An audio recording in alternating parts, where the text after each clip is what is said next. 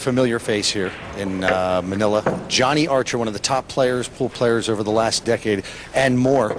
Johnny, welcome back to Manila. And 10 ball. Let's talk about 10 ball. What do you? I mean, you were telling me earlier, you really like this game over 9 ball because, and I think a lot of players say that because it's a player's game. Can you tell us more about that? I think the game is harder because definitely it's no gimme ball on the break, and I think the corner ball is what's hurt the game a lot because it's brought players together. And I think, just like any sport, I think the best players should have more of an opportunity to win. Do you have an opportunity to play a lot of 10 ball in your travels around, especially in the United States? Not as much. We're starting to get a few more tournaments here and there. So, you know, you're getting to play a little bit more, but to me, it's a more exciting game. Is it a big jump to go from 9 ball to 10 ball at this level, or it's basically a similar game?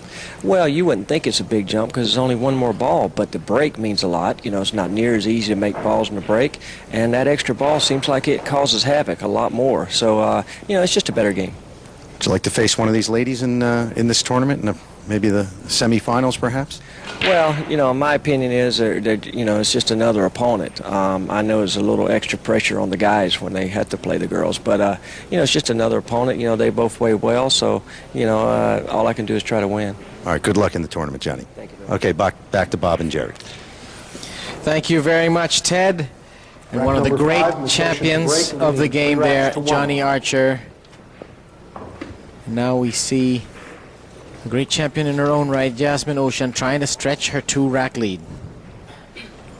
And I'm going to say here that Johnny did not sound like himself in that interview. I know Johnny very well, and his voice sounded very, very husky there.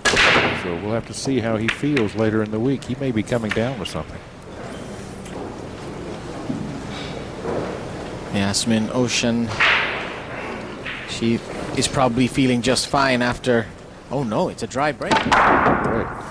And we've had several in this match. That's the second for Jasmine and one for Lynn. So this table has gotten very uncooperative of late.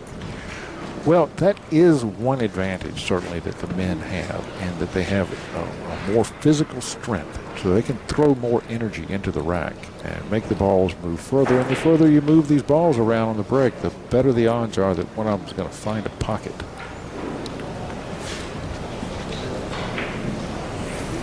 That's a good safety there by Lynn. And Jasmine is a bit of a puzzle now. Yeah, this is really tough.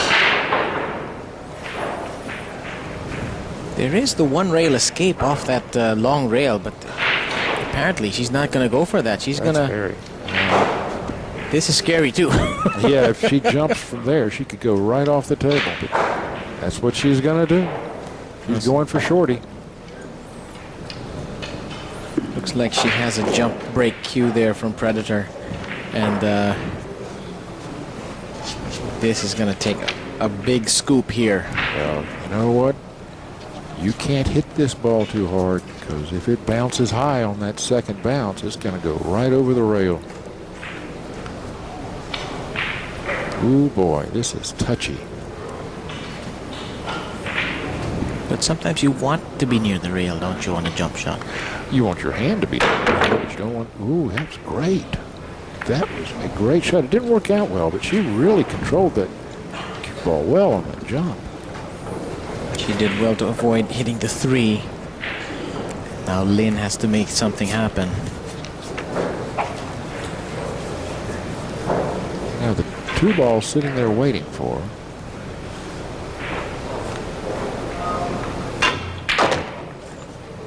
Just nudges it on the way by. That's fairly fortunate. Good shot there by Lynn. She needed to hit that with quite a lot of force. Well, this layout is far from a Cosmo. That cue ball is going to have to do a lot of traveling to get through this rack. Fairly precisely. There's Ralph Souquet, a world champion, the current 8-ball world champion, and a former world champion in 9-ball as well. Yes, indeed. And a 2-time runner-up as well. And the last time he was in this building, it was when he finished second place to Ronnie Alcano in November of 2006. So he is hoping for a better result this time, and a bit of a mistake here by Lynn. She has lost position on the 4. Yeah, that was quite a hiccup.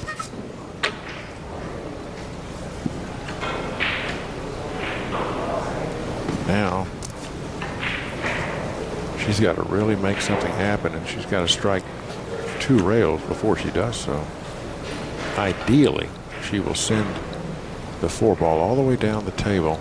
The cue ball will stay where the, well, that's That probably cue ball has not to hit gonna something. work. That has to hit something, doesn't it? That's a foul. Foul, no cushion after contact. Ms. Ouschan has ball Let's in explain hand. that to you. After the player makes contact with the object ball, after that contact occurs, either the cue ball or the object ball has to strike a rail, or it's a foul.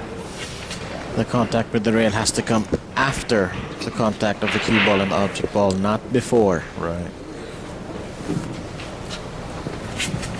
This is a big turning point here, because Jasmine can now open up her lead to 3 racks.